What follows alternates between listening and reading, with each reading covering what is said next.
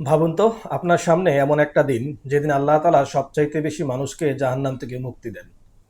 সবচাইতে বেশি মানুষের একদিনের না, এক মাসের না, বরং সারা জীবনের গুনাহ মাফ করে দেন। এমনকি শয়তান ওই দিন সবচাইতে বেশি কষ্ট পায়। হ্যাঁ, আমি আরাফার দিনের কথা বলছি। আরাফার দিন এমন একটা বরকতময় দিন যেদিন আল্লাহ তাআলা পুরা দুনিয়ার সবচাইতে বেশি মানুষকে জাহান্নাম থেকে মুক্তি দিয়ে জান্নাতের ফয়সালা করেন। তো আজকের এই ভিডিওতে আমি কথা বলবো যে আরাফার দিনের বিশেষ কিছু আমল সম্পর্কে। যারা হজে যাচ্ছেন তাদের জন্য যেরকম এই আমলগুলো গুরুত্বপূর্ণ, একইভাবে যারা হজে যান নাই বরং নিজ বাড়িতে অবস্থান করছেন তাদের জন্যও সেই আমলগুলো গুরুত্বপূর্ণ। এবং আমি আলাদা আলাদা করে বলবো যে যারা হজে গেছেন তারা কোন আমলগুলো করবেন, আর যারা হজে যেতে পারেন নাই বাড়িতে আছেন তাদের জন্য কোন আমলগুলো গুরুত্বপূর্ণ হবে। তাই আজকের ভিডিওটা খুবই গুরুত্বপূর্ণ হতে চলছে, আশা করি যে সম্পূর্ণ ভিডিওটা দেখবেন। সর্বপ্রথম যদি বলি যে যারা হজে যান নাই বাড়িতে আছেন তাদের জন্য আরাফার এই দিনে যদি রোজা রাখেন, তো এটা কিন্তু একটা খুবই শক্তিশালী আমল। রাসূলুল্লাহ সাল্লাল্লাহু আলাইহি ওয়াসাল্লাম বলেছেন মোটামুটি এরকম যে আমি আশা করি আরাফার দিনের রোজা আল্লাহ 1 বছর আগের এবং 1 বছর পরের গুনাহ মাফ করে দিবেন। এটা সহিহ মুসলিম শরীফের একটা হাদিস। তাই যারা হজে যান নাই বা দেশের বাড়িতে আছেন তাদের জন্য সেই আরাফার দিন রোজা রাখাটা কিন্তু অনেক বড় একটা আমল এবং গুনাহ মাফ হওয়ার একটা উসিলা।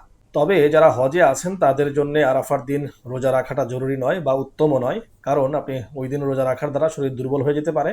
তাই উত্তম হচ্ছে যারা হজে আছেন তারা রোজা রাখবেন না। 2 নম্বরে যদি বলি, সবচাইতে বেশি বেশি দোয়া করা, কারণ সবচাইতে উত্তম দোয়া হলো আরাফার দিনের দোয়া। এটাও কিন্তু রাসূলুল্লাহ সাল্লাল্লাহু আলাইহি ওয়াসাল্লামের তিরমিজি শরীফের একটা হাদিস। আর উত্তম দোয়াগুলোর মধ্যে একটা হচ্ছে লা ইলাহা ইল্লাল্লাহু ওয়াহদাহু লা শারীকা লাহু লাহুল মুলকু ওয়া লাহুল হামদু ওয়া হুয়া আলা কুল্লি শাইইন কাদির। এই যে দোয়া আছে, কারণ এই দোয়ায় আল্লাহ তাআলার তৌহিদের ঘোষণা, আল্লাহ তাআলার প্রশংসা এবং তার উপরে যে পূর্ণ ভরসা, এই সমস্ত কিছু আসছে। তো যার কারণে এই দোয়াটা আমরা ওই দিন সবচাইতে বেশি বেশি করতে পারি। আরাফার দিনে দোয়ার মধ্যে মন খুলে আল্লাহ তাআলার কাছে চাইতে হবে। নিজের ভাষায়, নিজের মনের ভাষায় আবেগ দিয়ে দোয়া করতে পারেন, নিজের জন্য, নিজের পরিবারের জন্য, দেশবাসীর জন্য, আখিরাতের জন্য, জাহান্নাম থেকে মুক্তির জন্য, জান্নাত পাওয়ার জন্য আমরা দোয়া করব, কারণ এই দিনটা হচ্ছে দোয়া কবুলের দিন। 3 নম্বরে আসে যে বেশি বেশি জিকির করা। আল্লাহ তাআলা বলেন মোটামুটি এরকম, যেন তোমরা নির্দিষ্ট দিনগুলোতে আল্লাহকে বেশি বেশি স্মরণ করো। এটা সূরা আল বাকারায় আল্লাহ তাআলা বলেছেন, এবং এই নির্দিষ্ট দিন বলতে আরাফা সহ জিলহজের যে দিনগুলো আছে সেই দিনগুলোকে বোঝানো হয়েছে। আর এই সময়টাতে গুরুত্বপূর্ণ জিকির যেটা আমরা জানি, সুবহানাল্লাহ, আলহামদুলিল্লাহ, লা ইলাহা ইল্লাল্লাহু আল্লাহু আকবার, এই জিকিরগুলা দিল থেকে করা এবং এই জিকিরের যে তাৎপর্য আছে সেটাকে নিজের অনুভূতির মধ্যে নিয়ে আসা। আবেগের সাথে শুধু মুখে জিকির না, বরং অন্তর থেকে আল্লাহ তাআলার প্রশংসা করা। 4 নম্বরে আসে তাকবীরে তাশরিক পড়া। আরাফার দিন থেকে শুরু হয় তাকবীরে তাশরিক। আমরা যারা হজে যাই নাই বা হজে গেছি সবার জন্যই আল্লাহু আকবার, আল্লাহু আকবার, লা ইলাহা ইল্লাল্লাহু আল্লাহু আকবার, আল্লাহু আকবার ওয়া লিল্লাহিল হামদ, আমরা যেটা পড়ি নামাজের পরে, ফরজ নামাজের পরে, এই তাকবীর পড়া ম্যাক্সিমাম আলেমের মতে হচ্ছে ওয়াজিব। এবং এটা আমাদেরকে মনে করিয়ে দেয় যে আল্লাহ তাআলাই সবচাইতে বড়। যদি পঞ্চম বলি যে আরাফার দিনটা শুধু যে দোয়া করার দিন তা না, বরং ইস্তেগফার করার দিন, কারণ এই দিনটা হচ্ছে ক্ষমা পাওয়ার দিন। তাই আমরা এই দিন বেশি থেকে বেশি ইস্তেগফার করব জাহান্নাম থেকে মুক্তির জন্য। রাসূলুল্লাহ সাল্লাল্লাহু আলাইহি ওয়াসাল্লাম বলেছেন, আরাফার দিনের চেয়ে বেশি মানুষকে আল্লাহ তাআলা আর কোনো দিন জাহান্নাম থেকে মুক্তি দেন না।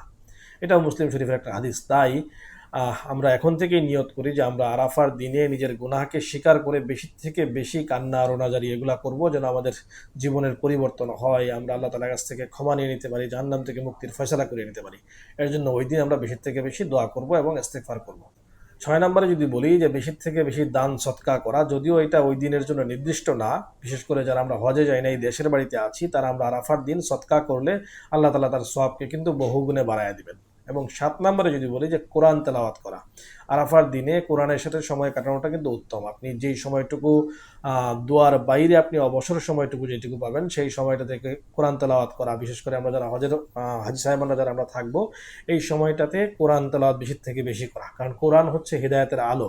আর এই দিন হচ্ছে যে রহমতের বৃষ্টি পড়ে আল্লাহ তাআলা, যার কারণে ওই দিন যদি আমরা বেশি থেকে বেশি কোরআন তেলাওয়াত করি, আল্লাহ তাআলার কালাম পড়ি, আল্লাহ চাহে তো আমার আপনার জন্য সেটাও একটা দোয়া হিসাবে কাজ করবে।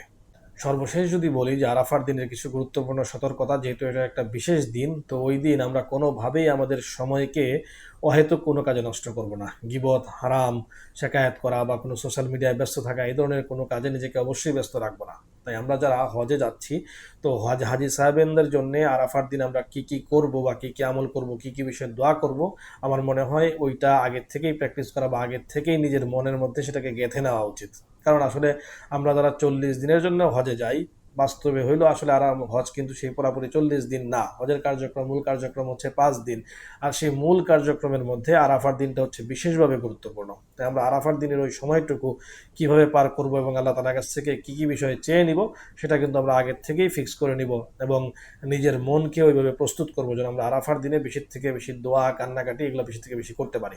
তো আমার এই চ্যানেলে হজের বিভিন্ন আমল সংক্রান্ত বেশ কিছু ভিডিও আছে, বা কি কি ভুল হজের মধ্যে হয়ে যায় সেই সংক্রান্ত ভিডিও আছে। চাইলে সেগুলোও দেখে আসতে পারেন এবং চ্যানেলটাতে নতুন হয়ে থাকলে সাবস্ক্রাইব করার অনুরোধ থাকলো। আসসালামু আলাইকুম রহমতুল্লাহি ওয়া বারাকাতুহু।